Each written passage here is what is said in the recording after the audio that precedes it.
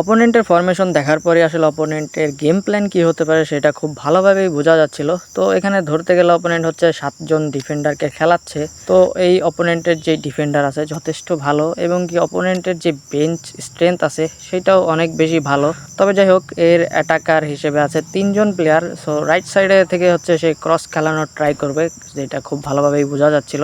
Opponent যেন একেবারেই কোনো ক্রস খেলতে না পারে তার জন্য তার রাইট উইঙ্গার এবং এসএস পজিশনে থাকা প্লেয়ারকে আমি যথাক্রমে ম্যান মার্কিং এবং টাইট মার্কিং করে দিলাম, যেন তার ক্রস খেলতে একটু হলেও অসুবিধা হয় আর কি। তো ম্যাচ এখানে শুরু হয়, যেহেতু অপোনেন্টের হোম ম্যাচ তো তাদের হচ্ছে কিক অফ করার সুযোগ আসে এবং কি তারা হচ্ছে কিক অফ করার সাথে সাথেই তাদের যেই প্ল্যান ছিল সেইটা এক্সিকিউট করার ট্রাই করে, বাট মালদিনি এখানে সুন্দরভাবে বলটা উইন হইতে পারে। তো আমরা প্রথমে নিজেদের কাছে বল হোল্ড করে হচ্ছে অ্যাটাকে যাওয়ার ট্রাই করতেছিলাম ছোট ছোট পাস খেলে। তো এখানে মিডে অনেক বেশি ভালো স্পেস পেয়ে যাচ্ছিলাম আমরা। তো নেইমারের কাছে বল আসার সাথে সাথে এখানে ডাবল টাচ এন্ড একটা ডিপিং শট, সুন্দর একটা গোল এখানে প্রথম অ্যাটেম্পটেই আমরা স্কোর করতে পারি।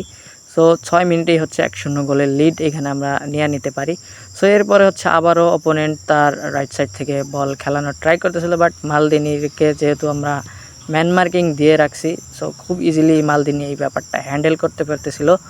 সো এরপরে আবারও আমরা হচ্ছে মিড থেকে হচ্ছে অ্যাটাক বা চান্স ক্রিয়েট করার ট্রাই করতেছিলাম। অ্যান্ড এখানে টোনালির দারুণ এক স্টানিং শটে টোনালিও এখানে একটা গোল স্কোর করতে পারে। তো 12 মিনিটেই হচ্ছে আমরা 2-0 লিডে চলে যেতে পারি আর কি। ম্যাচের 14 মিনিটে আমরা আরও একটা সুন্দর এখানে অ্যাটাকের সুযোগ পাই, বাট রাইকার্ডের দারুণ ট্যাকেলে এখানে এই সুযোগটা মিস হয়ে যায়। তো এরপর অপোনেন্ট আসলে তার রাইট সাইড থেকে অ্যাটাক করার ট্রাই করতেছিল, বাট বারবারই হচ্ছে সে বলগুলো লুজ করতেছিল, কারণ ম্যান মার্কিং করে রাখছিলাম যেহেতু। ম্যাচের 37 মিনিটে আবারও আমরা এখানে মিড থেকে চমৎকার একটা সুযোগ তৈরি করতে পারি এবং টোনালির স্টানিং শটে আমরা ম্যাচের 3য় নাম্বার গোলটা এখানে স্কোর করতে পারি। তো এরপরে এই অপোনেন্টের প্রথম একটা সফল ক্রস আমরা এই ম্যাচে দেখতে পাই, যদিও এখান থেকে সে কোনো ফল বের করতে পারেনি। উল্টো হচ্ছে এর কিছুক্ষণ পরে আমরাই একটা চমৎকার সুযোগ এখানে ক্রিয়েট করতে পারি। সো নেইমারের থ্রো বল মিড থেকে টোনালির রান এবং টোনালি তার ব্যক্তিগত হ্যাট্রিক এবং দলের হয়ে 4র্থ নাম্বার গোলটি স্কোর করে ফেলে।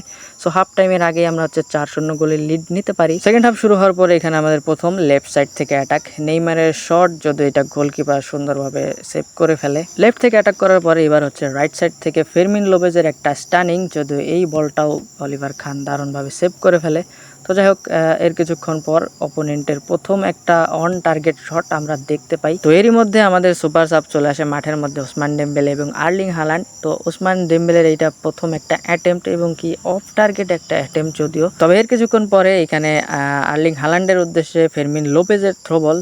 আর্লিং হালান্ড যে আসলে এই অ্যাঙ্গেল থেকে গোল স্কোর করতে পারবে বিশ্বাস হচ্ছিল না, বাট সে এখানে এই গোলটি স্কোর করতে পারে এবং কি এই গোলের ফলে হচ্ছে আমাদের স্কোর লাইন হয়ে যায় 5-0। তো এই ম্যাচটা আসলে আমরা শেষ করতে পারি 5-0 গোলে এবং কি এই ম্যাচের এমভিপি হচ্ছে আমাদের টোনালি, যে হচ্ছে ম্যাচের মধ্যে 3টি গোল স্কোর করতে পারে। তো যাই হোক, এই ম্যাচটা আসলে এখানে শেষ করতেছি। দেখা হবে পরবর্তী কোনো ম্যাচে, ততক্ষণের জন্য বাই বাই, ভালো থাকবেন সবাই, সুস্থ থাকবেন।